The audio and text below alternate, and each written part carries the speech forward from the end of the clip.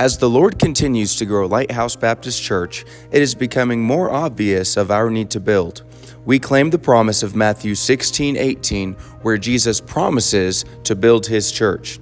God chooses you and me to further his plan. Listen to the testimony of a couple that has allowed God to use them through the Build program.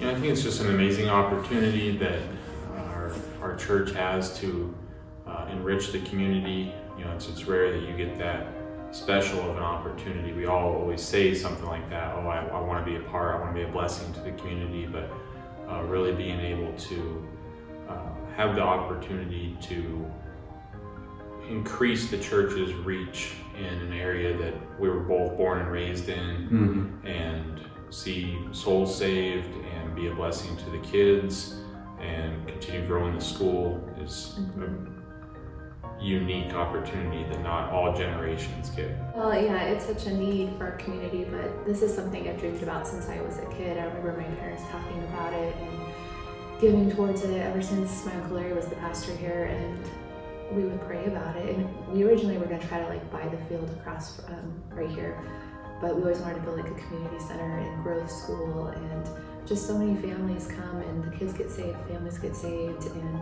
it's such a great outreach program. But especially our church, we're just growing so much, and we just really trust the vision that God's given Pastor, and it's really exciting, and we want to be a part of it.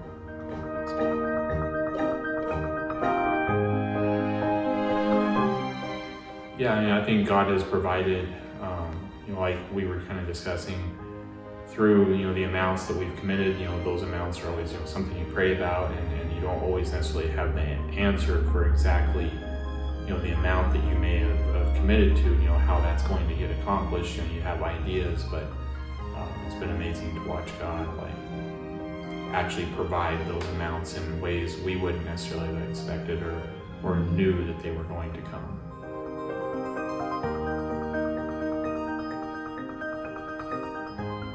I would say that where your treasure is, there's your heart also. And, God commands us, of course, to give him our tithe.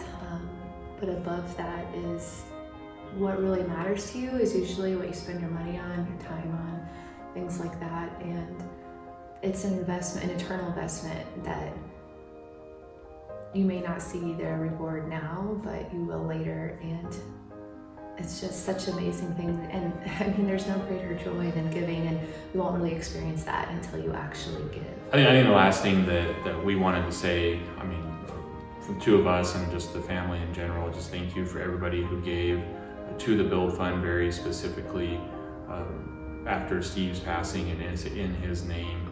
It was, as Sarah has already said, a vision of his for a very long time to be a big part of something like this and helping the church grow and expand. And he personally was very excited and encouraged with this Build program, and just everybody who stepped out in faith and gave additional amounts for him and through his name is greatly appreciated.